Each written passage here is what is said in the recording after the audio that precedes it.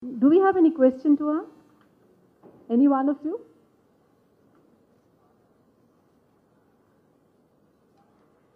Yes, please.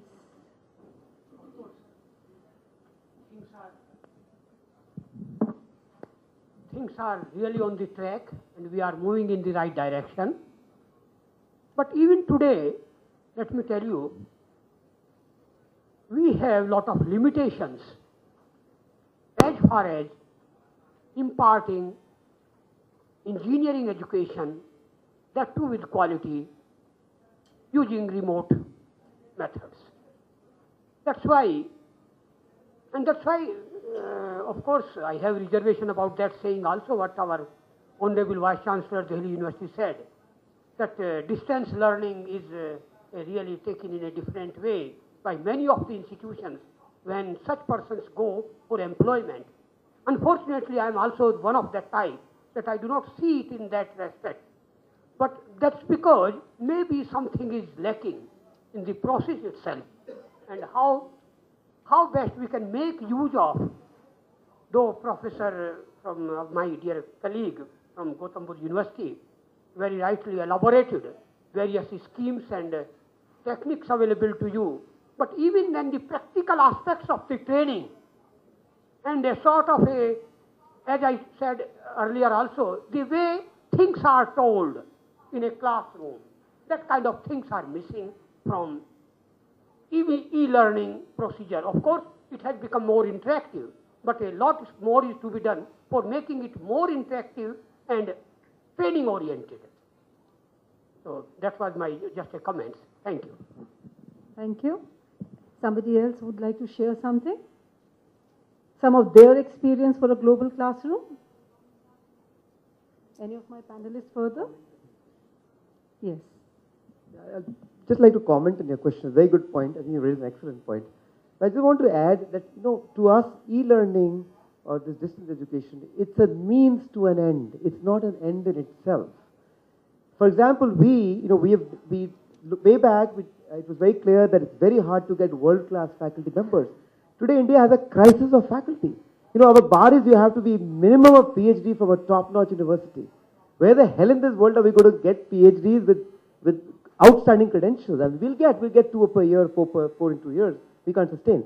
So what we did was, while we search and we struggle to get those great PhDs, simultaneously we are using e-learning, distance learning and all that paradigms to get some of the smartest minds, including Nobel laureates, to teach students sitting all over the world. So I think it's a means to an end, not an end in itself. You're very right.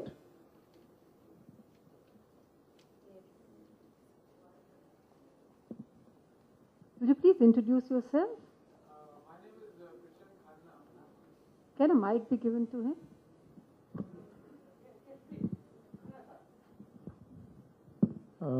Since you're asking for new global initiatives, it's taken us 17 years to make this platform. It's called Dynamind. My name is Christian Khanna, and it uses artificial intelligence. We do one-to-one mentoring, and it is scalable to any level. I mean, we can have even 10 million students online, and we'll give 10 million artificial teachers. We've just started operations, and we hope to have in the first year, in one vertical, about 100,000. And then within a few years, maybe 500,000 or 1 million. And we plan to use this platform for all subjects.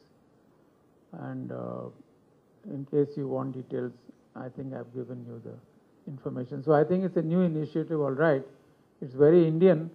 And from what we have looked around the world, we seem to be about 10 to 20 years ahead of USA and Europe. Thank you, Mr. Khanna. This is wonderful, so now at least after we'll go out from this summit today, we'll definitely say that we have to just do it because there are so many avenues which can make us rich. And all these panelists, the ones who were there, were also so diverse and had so much of energy to tell us that they're making it happen. But my only worry and request to all of you, the ones who are sitting here, and all my colleagues is that let it just not be for only economic gains and profits. Sometimes it happens that we develop lovely things Yes, Mr. Khanna. Ma'am, we are teaching at 1 rupee per hour. Absolutely. I really love that, and that's something I That wanted is to highlight. PCM, and IITG coaching we are doing for 2 rupees an hour. Very good. We need So we are about 10% of the existing market price, 5 to 10% of the Indian market. I think so we all can clap for this. Definitely. Because that's a model which we all actually want, you know. And sometimes it happens that, you know, we all want to sell our technology. We have a pilot. We show in this big conference that these all we are doing it. And after that, we are only there that how can we sell the next thing to the next organization. So we just hope that we all also remember that there's something called 3% corporate social responsibility also at our shoulder. So why not do it this way and reach everybody? And I thank all and each one of the ones who are sitting here and all of you also to be there and also be actively having your eyes not closed after lunch. Thank you very much. Dr. Parihar, before we conclude this session, I would request ma'am to hand over the mementos, our token of appreciation, to the panelists present here. Dr. Jasola.